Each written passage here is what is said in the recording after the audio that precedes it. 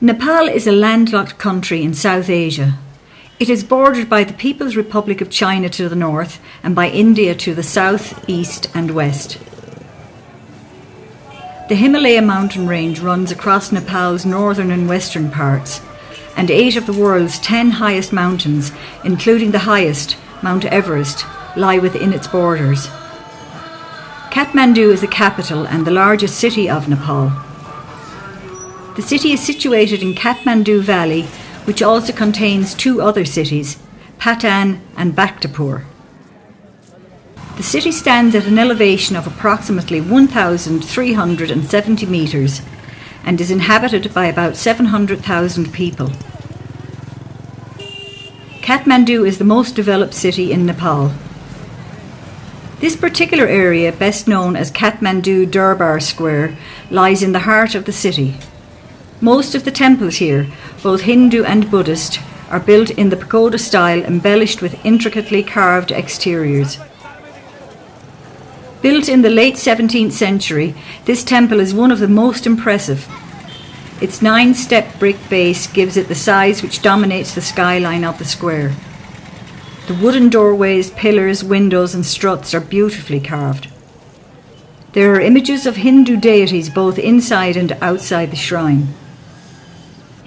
The palace complex was the royal Nepalese residence until the 19th century and is the site of important ceremonies, such as the coronation of the Nepalese monarch.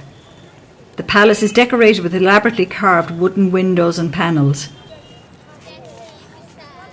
The entire palace complex here is named after a monkey god called Hanuman. One can see a huge stone statue of Hanuman painted all red right next to the main entrance of the palace. Hanuman here is regarded as a powerful protector of the entire Durbar Square. Hanuman Palace complex consists of a huge royal square, imposing a tremendous variety of temples dedicated to different Hindu gods and goddesses. Most of the buildings we see here date from the 15th to the 18th century. This huge stone image of Bhairav represents deity Shiva in his destructive manifestation.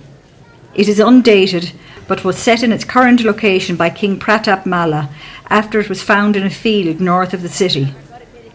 This is the most famous Bhairav, and it was used by the government as a place for people to swear the truth. Though decreased from its original size and attractiveness from its earlier 17th century architecture, the Kathmandu Durbar Square still displays an ancient surrounding that spans around 5 acres of land. It has palaces, temples, quadrangles, courtyards, ponds, and images that were brought together over 3 centuries. The Durbar Square, protected as a UNESCO World Heritage Site, is the social, religious and urban focal point of the city. It is also a busy trading area, with taxis, fruit sellers, rickshaw drivers, tourist guides and souvenir sellers all waiting for business.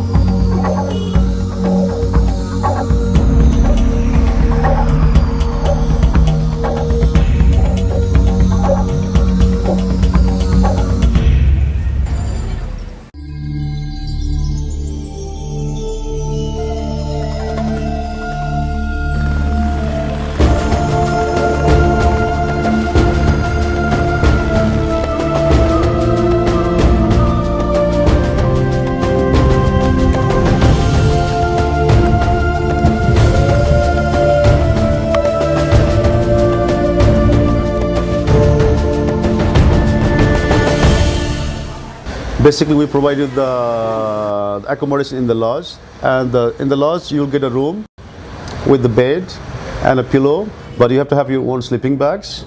But still, some of the lodges, they have you have a common bathrooms you have to share with other people's, and some guest houses the hot showers are available, but sometimes you have to pay additional. And the food, basically you will eat as per the menu, whatever they have a menu in the tea houses, so you will eat as per the menu.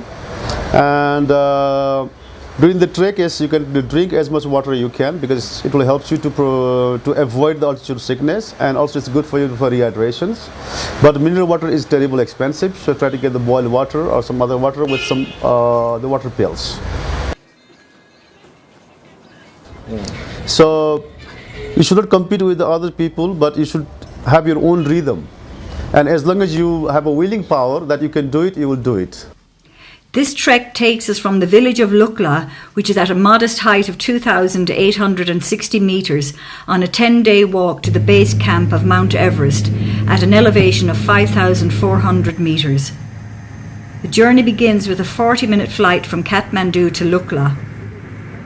For many people, this will be the smallest plane they have ever travelled on and an exciting start to the journey. This flight takes us to the Khumbu region of Nepal. The planes flying to Lukla from Kathmandu have no radar system on board, so they cannot take off until they are told that the weather conditions are suitable where we will be landing. Because of this, long delays occur regularly. Lining the streets of Lukla, it is common to see porters offering their services, but most people visiting the area would have these organised by now.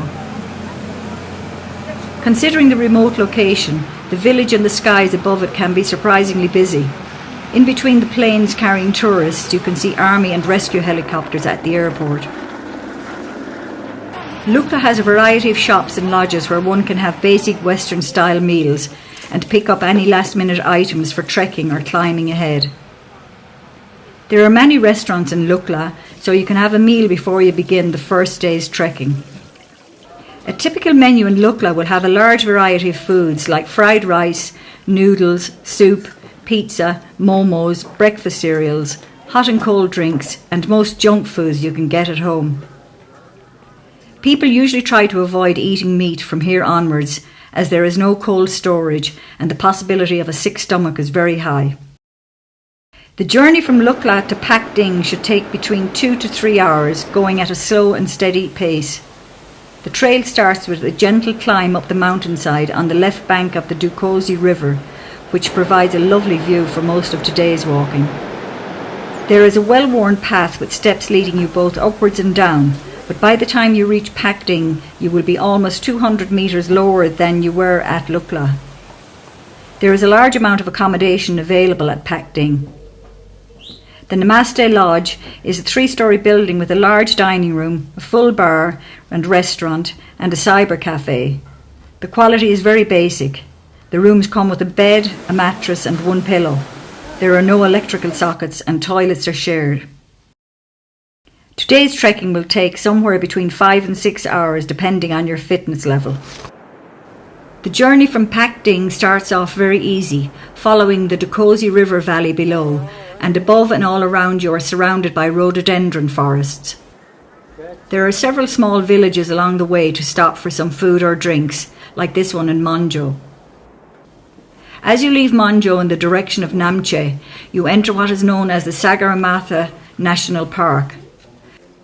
To enter, you have to buy a ticket and fill out a form.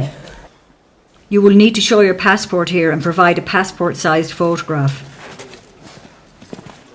Several times you will have to use the suspension bridges to cross the Dukosi River. Locals have decorated the sides of the bridges with prayer flags, although there is no need for prayers, as the bridges are all made of steel and feel very secure.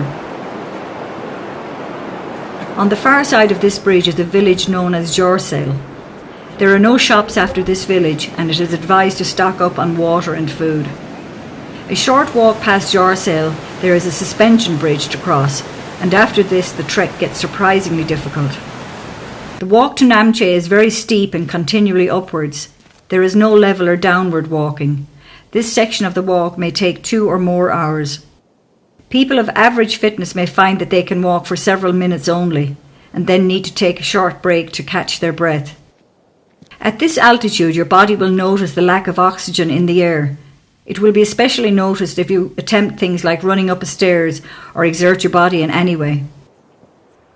As you reach Namche, you have to pass a police checkpoint. Here they will ask to see the ticket you purchased at the entrance to the Sagarmatha National Park. Namche Bazaar is the most important town in the Khumbu region, the land of the Sherpa people. This town is located at 3,440 metres above sea level. After the difficulty of the last day, you will feel the rest day at Namche is well deserved, but the idea behind the rest or acclimatisation day is to climb high during the day and then sleep lower. This will help your body adjust to the altitude more easily. The most common walk to take on the rest day is to the Everest View Hotel. From here on a clear day there are spectacular views of Everest. This walk should only take around 2 hours, leaving you plenty of time to explore Namche Bazaar. A market takes place every morning in the town centre. Many traders come from Tibet to trade here, on the far side of the Himalayas.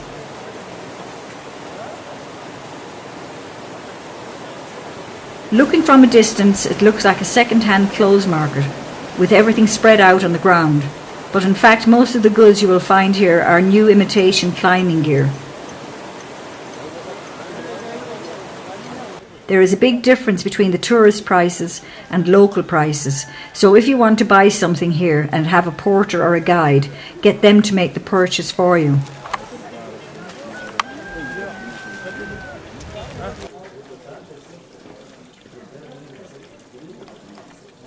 Almost anything you might need for the trek ahead can be bought on the streets of Namche Bazaar. Items like down jackets, sleeping bags, shoes, socks, gloves, scarves, suntan cream, lip balm, tissue paper, maps and water.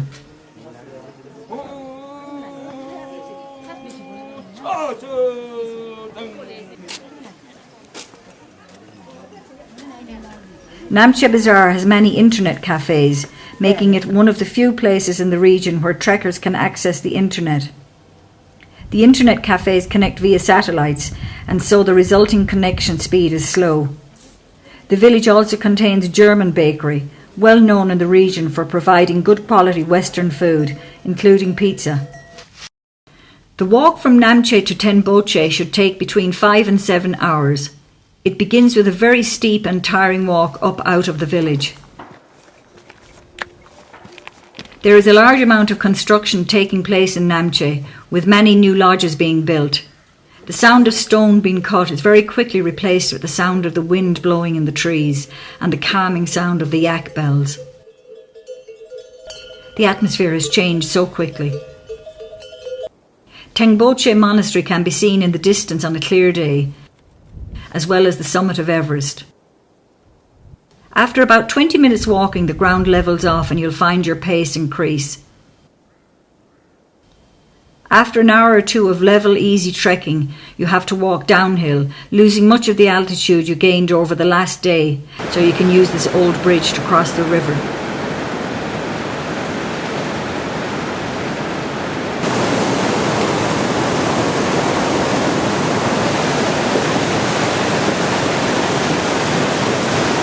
But the altitude that was lost must now be gained with a tough 2-hour uphill walk.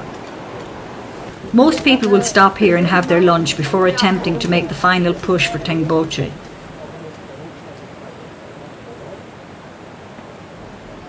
The price of a bottle of soft drinks here might be 50% higher than it was in Lukla, although meals like rice, soup and bread will be mostly the same. The lack of oxygen in the air is really noticeable at this stage. Only the Sherpas seem to be able to scale the steep hill at a reasonable pace. Everyone else is choosing to take it slow and steady. Tenboche village is located at an altitude of 3,867 metres. In the village is an important Buddhist monastery, the largest in the Khumbu region. The structure was built in 1923 but was destroyed by fire in 1989. It was rebuilt with the help of volunteers and the provision of foreign aid. From here there are great views of Everest and Ama Dablam.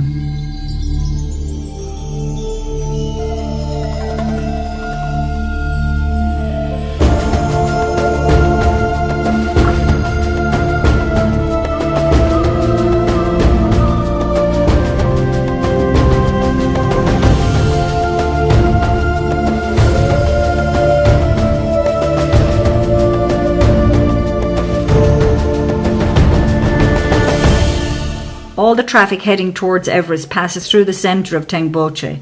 so it's a great place to relax and watch all the yaks, porters and trekkers go about their business.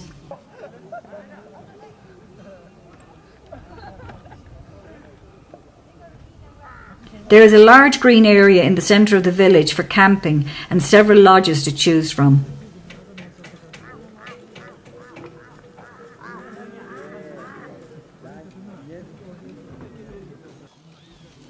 There is an internet cafe here, but the electricity supply does not always work.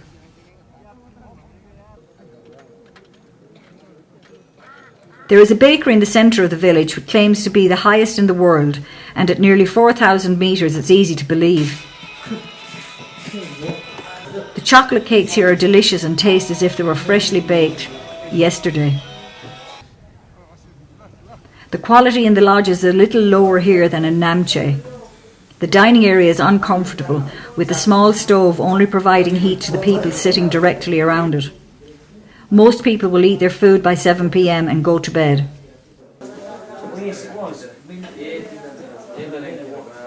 The walk from Temboche to Dingboche starts off gently sloping downhill, but shortly after crossing the river, we head uphill and spend most of the day walking along the river valley. Many people visiting this region of Nepal will only go as far as Tengboche, so from here onwards there are less trekkers, porters and yaks along the path. There are some lovely family-run tea houses to stop in along the way, serving up tasty drinks like hot lemon or yak milk tea.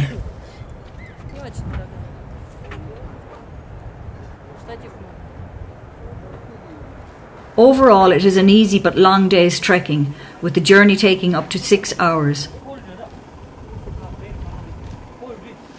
At this altitude, many people will suffer mild headaches and shortness of breath.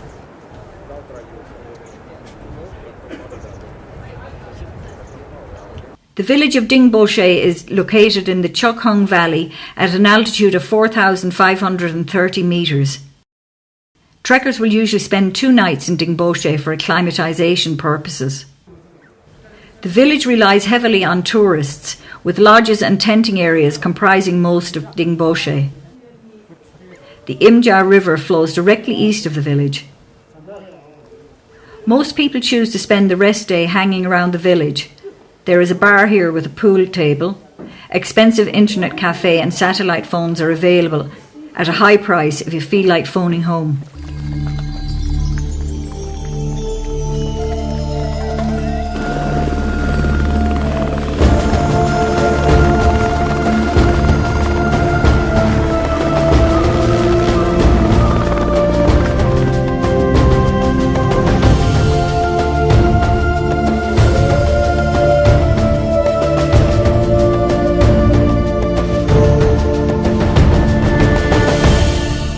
The day starts off with a steep climb up the edge of a hill, providing a great view down into the Chukhung Valley, with Island Peak visible at its end. Most people take a short break here and prepare themselves for the long march ahead. Today's walk could take up to 6 hours or more, depending on how the altitude affects you.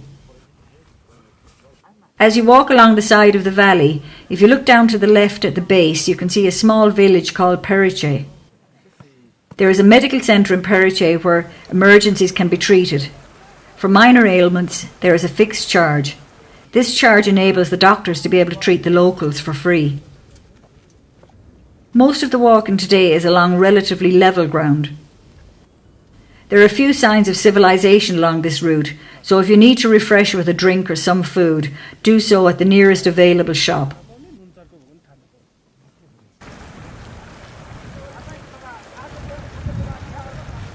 For the last hour or two, the ground becomes steep and rocky until you reach the small village of Lobuche. Compared to places like Dingboche or Tengboche, there is not really much here. 2 or 3 lodges and a camping area make up Lobuche. The village is quite exposed, and the high winds can cause a lot of dust to blow around the village. Because of this, most trekkers choose to relax indoors. The number of trekkers passing through this village can vary greatly, and it is common for there to be no accommodation available. Guests may be asked to share a room with a stranger or even sleep on the dining room floor. There is no way around this, as the nearest lodge is many hours' walk away.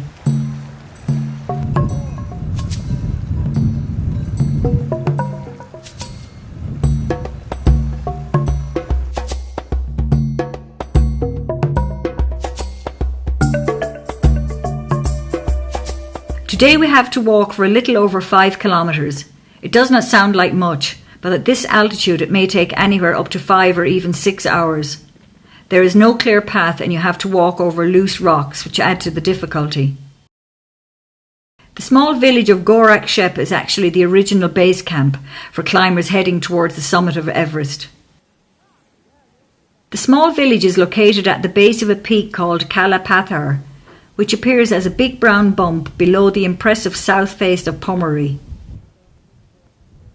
Many trekkers in the region of Mount Everest will attempt to summit Kala Pathar, since it provides the most accessible point to view Mount Everest from base camp to peak. Due to the structure of Everest, the peak cannot be seen from base camp.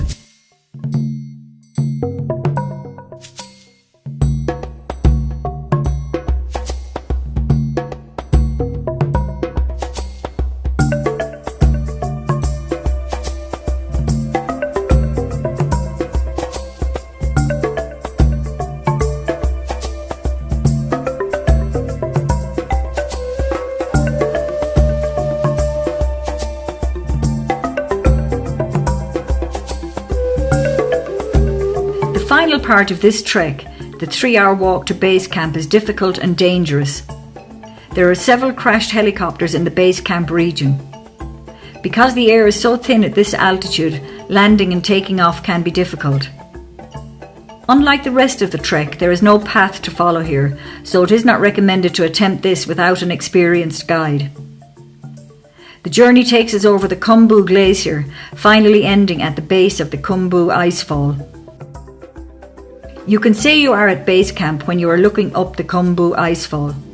The icefall is regarded as one of the most dangerous stages of the South Col route to Everest summit. Depending on what time of year it is, you may see the tents of support crews for climbers attempting to summit Everest.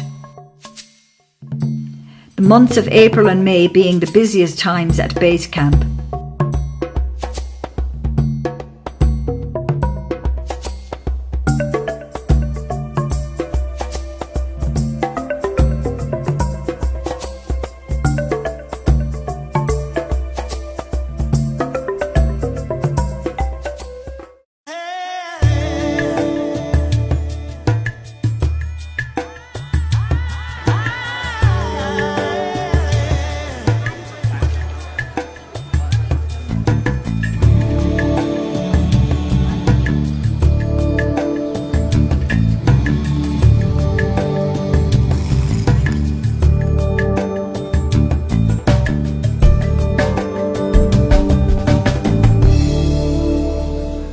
Actually, we are right now biggest World Heritage Movement, and this is the place. The name is Pashupatinath. We call that's opposite of the me. There is Golden Temple, and that's the temple name is Pashupatinath. That means it's holy animal place. That's why around here you can see, if you go after, you can see the monkey, cow, dog, snake, rat, tiger, lions, deer, and ox. Those are 9 animals not allowed to kill, because those are transportation of our Hindu god as Ganesha. Like human beings, we have transportation, the aeroplane to far to travel, and for car, taxi, bus. As Hindu god, we have different animals, and they are not allowed to kill, they are sacred. And near the temples, we have the cremation ghats over here, front of me.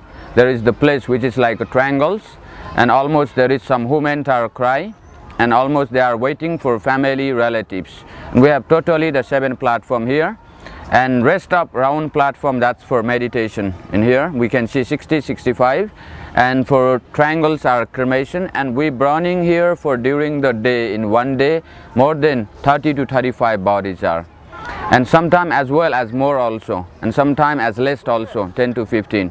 As in 24 hours we have during the night also, day, morning, every time, because this is the biggest temple. We have 80% Hindus in Nepal, and they cannot bring 80 persons, because 10% they are staying mountainside, 10% border of India, and when they die, the 20%, and almost they are like carry the body, you know, the like a bed of bamboos, and they take bank up any river. And almost we are like 60%, if they die, 40% hospital home, the cremated here immediately, soon as possible. And like 20% we are sick, we go hospital, as doctors say no more hope, and they likes to die, most of people, and they bring in this place here. We have other side. If we go to the next side, we see the white building near the temple. That's the White House, which is people are waiting for die. You can see the near the Red House, opposite of Red House there is white. That's the hospice where the people are waiting for die. Some are they bring from the hospital today morning, they die today evening. Some are they wait for 2 day, 3 day, 4 day. And that house they provide from government, dedicated of government. And there almost doctor, sister, medicines are free everyone here. And if they die, rich are, we burning next side, there is the separate platform for political persons. We burning the body natural material. It's cost 500 kilogram wood to burning for one body, and minimum 10 to 12 kilogram the butter of cow, buffalo, because to pure butter of cow, buffalo, we put between the wood, then body they help to burning fast as fast. And we cannot allow to put like a kerosene, sugar, oil, because that's the made from machine. The human bodies are all over the world, Europe, America, Australia, anywhere people are they born, humans are. Just we have different skin. Some of them they have white, some of them they have black, you know. Human bodies are they made from five natural materials, which is we call air, water, sky, heaven and earth. And we believe if we burning from natural material, then they mix into the air to the air, water to water, dust to dust. That's why we burning from natural material. And after families are, when they come, the body they put near the platform and they cover from white as orange clothes. Because we burn the naked, and when we die, the families are, they take the priest are higher caste. Because before the democracy time, we have according the caste system. And right now we don't have any more caste. And that's why all the people are, we believe they are same, equal, you know. And we have this 4 platform 12 years before, and 95 people are so many die, and they have to burn for one body 5-6 hours they have to wait. And that's why the government they build the 3 platform new, and that's why we have 7 platform over there. And almost like when they bring body here from hospital home, you know, when they brought here, then after the family relatives one by one they come queue by queue, and they are offering, they buy some in flower market, flower necklace like red powder, orange powder, and they are offering into the body. And some rich people are, they are wearing, you know, the necklace of gold, and some are ring silver, and that's never burning, you know. And they mix in ash and they push into the river, the ash they push in river, and sometimes they are going to search, and sometimes they found. And that's why they go to searching in there if they are lucky, you know. And some of them not belongs to. This is the river, name is Bagmati, and this is come from the mountain, from the Himalaya. And this is the follows to the Ganges in mix in the Banarasi in India. And this river name is Bagmati, because this is come from the Himalaya, and they went more than 200 kilometers down in earth, and they come from the mouth of tiger. And that's why we call the Bagmati. Bagmati means, Bag means tiger, Mati means water. This is come from inside the tiger mouth, this water.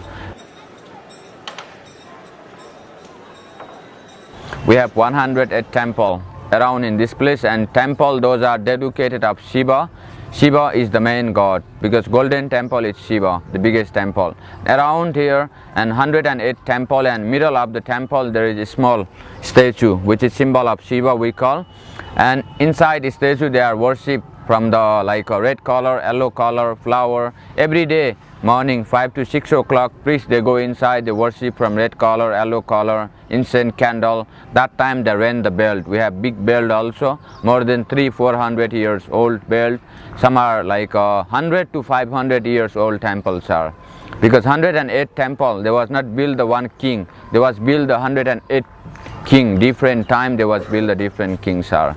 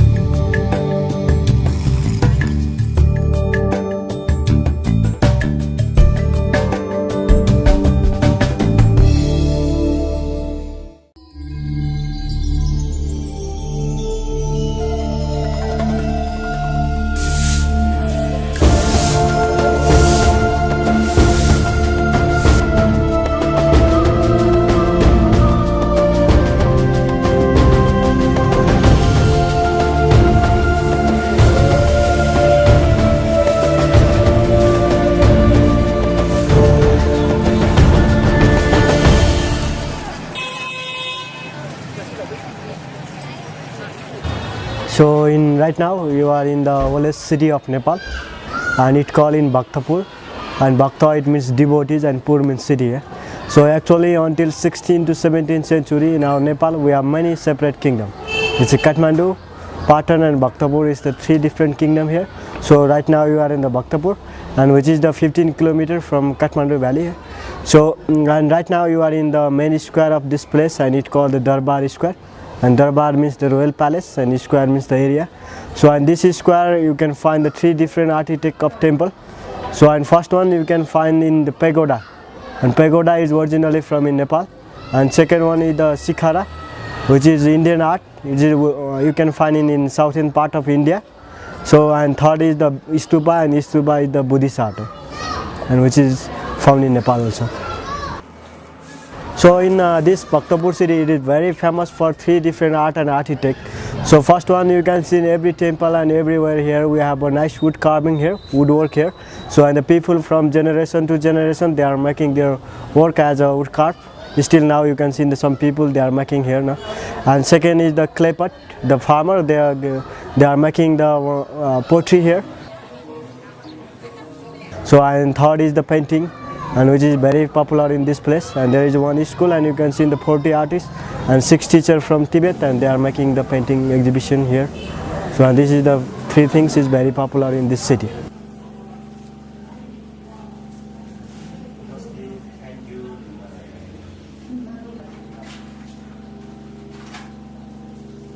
And you see there is a one column, there is the column there, and that's the king.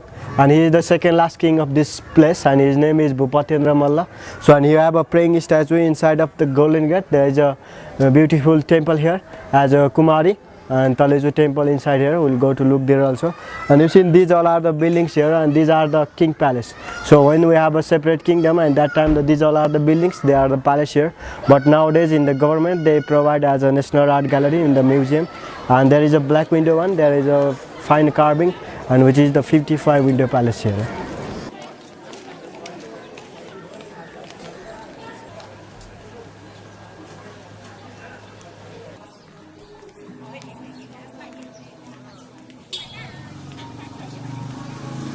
And you know actually in this pottery from generation to generation they are still making it here. So they have a one wooden wheel, and inside of the wooden wheel they put in the clay, and after that they run by the sticks roundly 2-3 times, and after that they make it by their hand, and this is a typical one. No? And but nowadays they had a modern technique, and they put in the motor by electricity also. They are making the pottery here.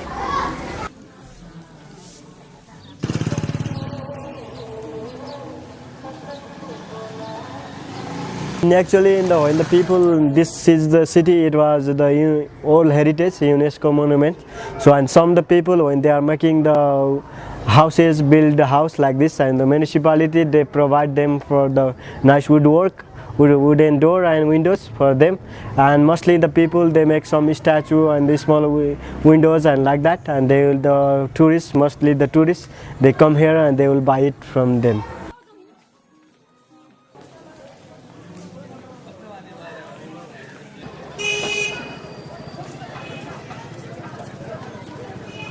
Mostly our incoming shows, some more than 80% people they are the farmer here in Bhaktapur city, and some people they do as a business.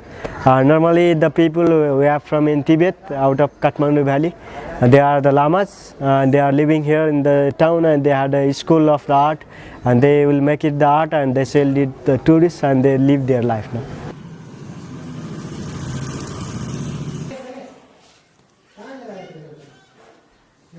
And actually the history, we have a full of history in these places, no?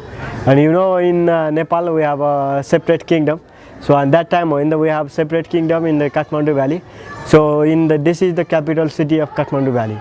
So there is a one king, and he have 3 sons, and they all want to be the king, no? And he divide the 3 different states as a Kathmandu, Patan and Bhaktapur. So after that we have a 3 states here. So until during that time we have only one kingdom, and this is the capital city of Kathmandu valley.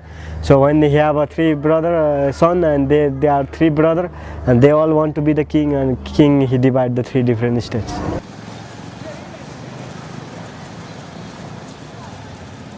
So and you can see there is a big bell every Darbar square when you go to here. Yeah, and there is a big bell, and because of that bell we don't have a communication here. In that time we didn't have a satellite, no radios, no television. So when the something problem and people they rang the bell, and everybody know about the problem and they are curious and they will stay at the home now during that time.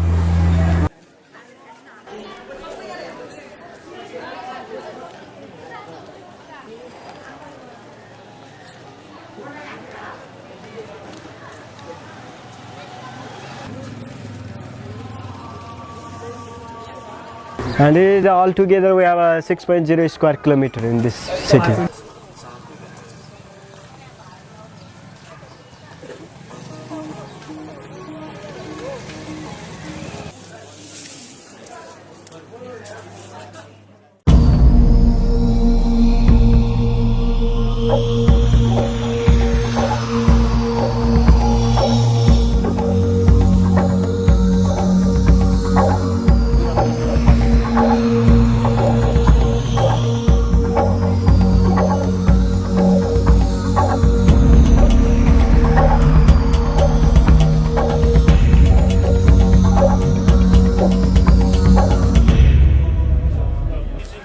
Swayambunnath is an ancient religious complex on a hilltop in the Kathmandu Valley, west of Kathmandu city. It is also known as the Monkey Temple, as there are holy monkeys living in parts of the temple in the northwest. This is one of the most sacred sites of Buddhist pilgrimage in Nepal, second only to Buddhanath. The site has two access points, a long stairway claimed to have 365 steps leading directly to the main platform of the temple, which is from the top of the hill to the east, and a car road around the hill from the south leading to the southwest entrance. As you begin to climb these steps, you will see brightly painted statues of the Buddha sitting cross-legged in a meditative pose. In early morning there are usually Tibetan women lying face down on the ground as a token of humility and adoration. The first sight on reaching the top of the stairway is the Vajra. This is a large golden object that is believed to represent firmness of spirit and spiritual power. The complex consists of a stupa, a variety of shrines and temples, including a Tibetan monastery, a museum and a library. The stupa has Buddha's eyes and eyebrows painted on. Between them there is something painted which looks like a nose, but is in fact the Nepali symbol of unity. There are also shops, restaurants and hostels. On each of the four sides of the main stupa there are a pair of big eyes which represent wisdom and compassion. Above each pair of eyes is another eye, the third eye. It is said that when Buddha preaches, cosmic rays emanate from the third eye, which acts as a message to heavenly beings, so that those interested can come down to earth to listen to the Buddha.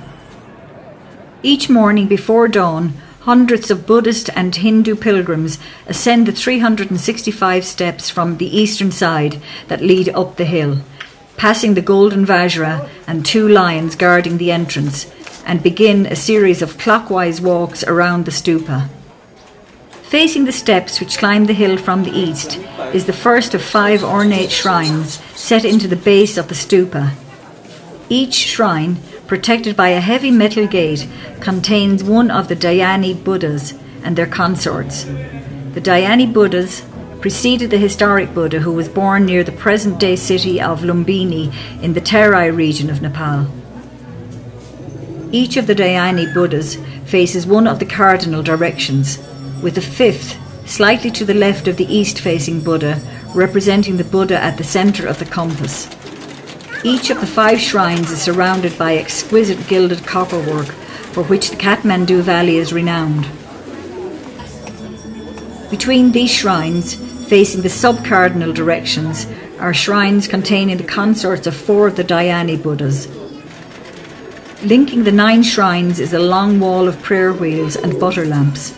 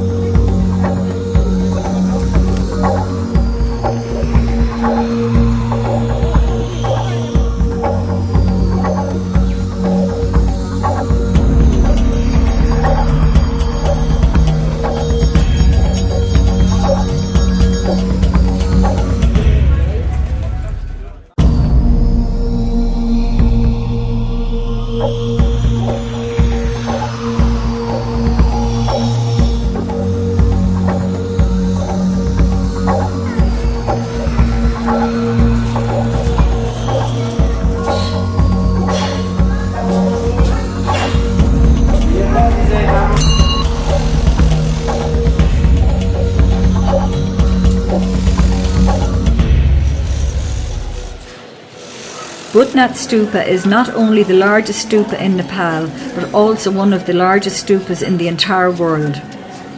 For centuries, Budnath has been a centre of attraction of Tibetan Lama Buddhism in Nepal. This white pagoda that stands 36 metres on its feet falls in the way of the ancient trade route between Bihar and Tibet, and that is why it was the focal point for the caravans that passed either way. Tibetan merchants and hermits have rested and offered prayers here for many centuries. This place saw a major influx of refugees in the early 50s. It was the time when China redrew its boundaries and declared Tibet as its integral part. A mass exodus followed, and many of the refugees settled in the area around the Budnath Stupa. They established many gompas, and the Little Tibet of Nepal was born. This Little Tibet is still the best place in the valley to observe and study the Tibetan lifestyle. Monks walk about in maroon robes with prayer wheels in their hands, and the rituals of prostration are presented to the Buddha as worshippers walk around the stupa. The second and third generations are sadly moving away from the Tibetan culture and are intermingling in the Western world. Like all other monuments in Nepal, it is very difficult to zero in on one date of construction. Nevertheless, the majority of people believe that Budnath was constructed in the 5th century. The stupa is said to entomb the remains of a Kashyap sage who is venerable both to Buddhists and Hindus. The area around the Budnath Stupa is a feast to the eyes, typical to all Tibetan Buddhist sites.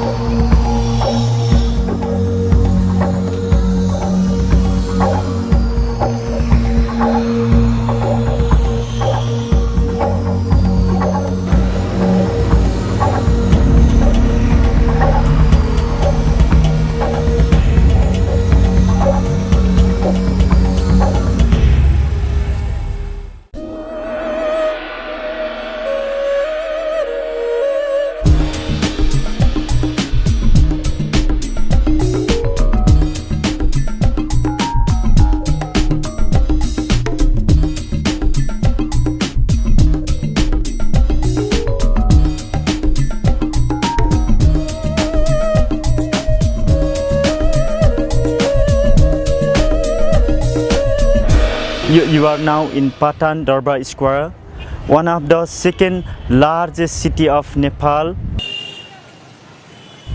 It is historical city.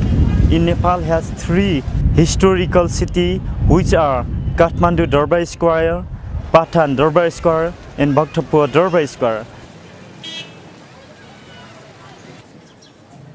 We have written history 700 years before Christ. 300 years after Christ was Kirati period. In Nepal, the Kirati dynasty, their faces were like Chinese, Korean, Japanese. They had ruled Nepal 1000 years. Particularly 250 years before Christ, one of the famous Indian emperor Ashoka came in Nepal, and he had established one pillar where the birthplace of Buddha is Lumbini. Here in Patan, 4 stupa which are indicated: east side, west side, north side, south side. So if you go from here, it takes 20 minutes. It is the evidence of first dynasty of Nepal.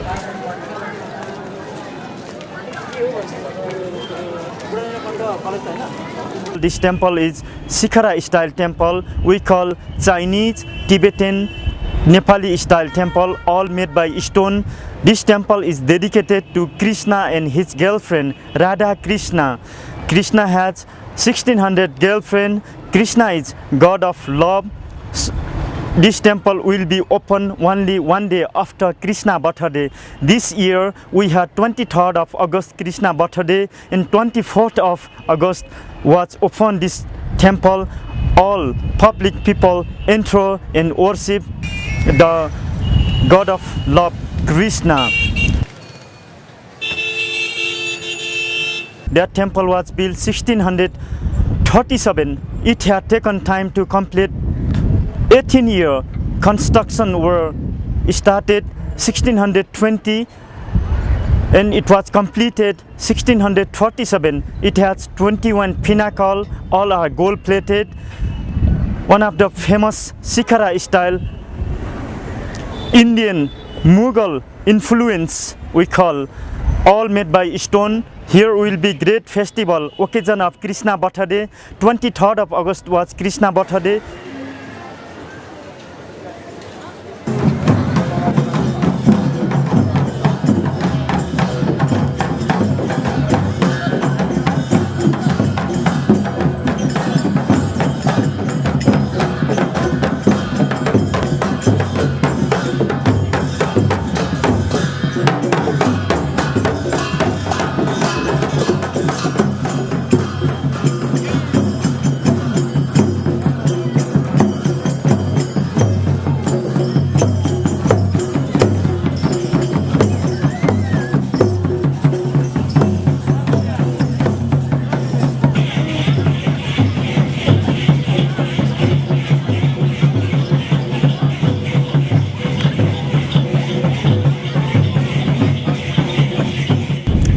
Patan is very famous for wood carving, metal carving. So what you can find here, all qualities are world class. Most of the talented artists are staying in Nepal. All they are producing nowadays, like brass, copper, bronze, wood carving, or like painting like tankas, all they are manufacturing in Patan, and from Patan they can export to Kathmandu, Bhaktapur, any other part of Nepal.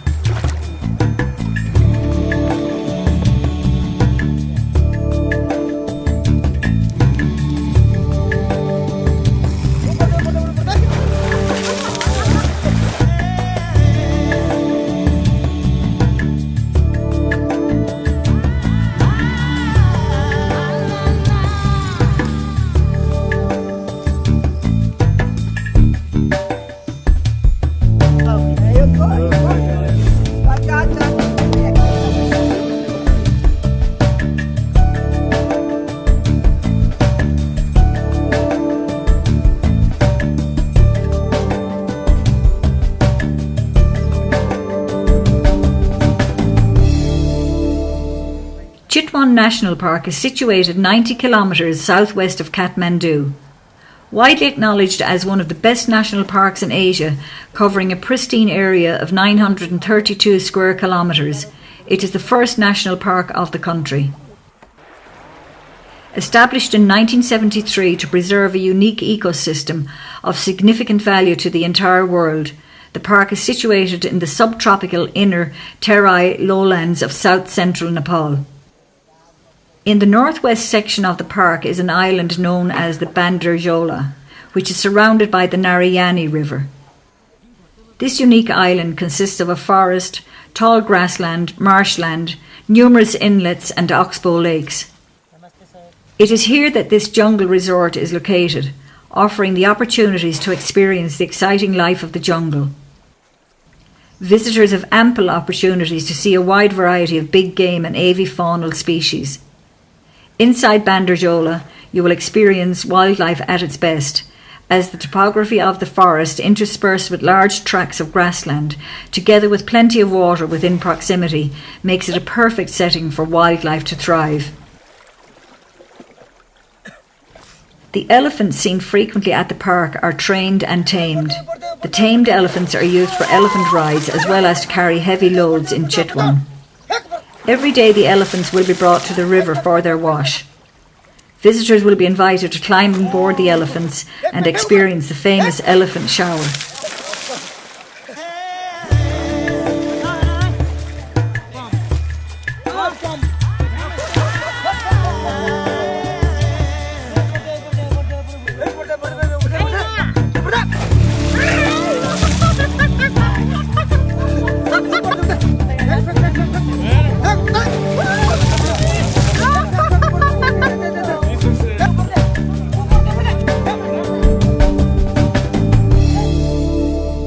The Jungle Walk Tours allows you to explore several different habitat areas, from the floodplain grassland to the dense sal forests, where you can get a great opportunity to spot animals at your own pace.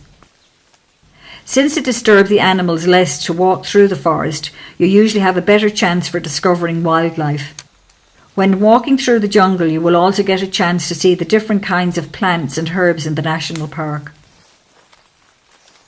While taking the tour, it is common to come across holes in the ground dug by the sloth bears. Bear? Yeah, it's a bear dig the hole especially for the termite. It's quite a fresh one. At this stage of the walk, we are surrounded by 3 bears, which can be a frightening experience as the guides are armed only with wooden sticks.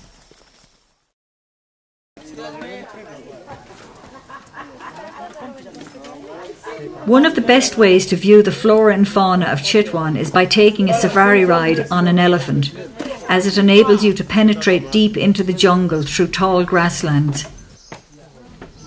Seated high on the back of a trained elephant, exploring the grasslands and core area of the park, you become an integral part of the life of the Chitwan National Park.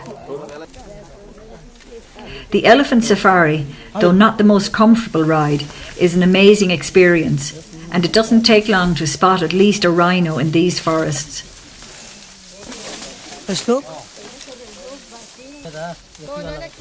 The park is home to the great one-horned Indian rhino, the world's 3rd largest land mammal.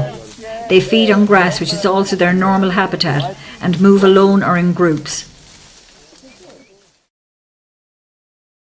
A dugout canoe ride over the shallow rapids of the Rapti River, flowing through wide grassland, gives you the opportunity to view exotic species of birds.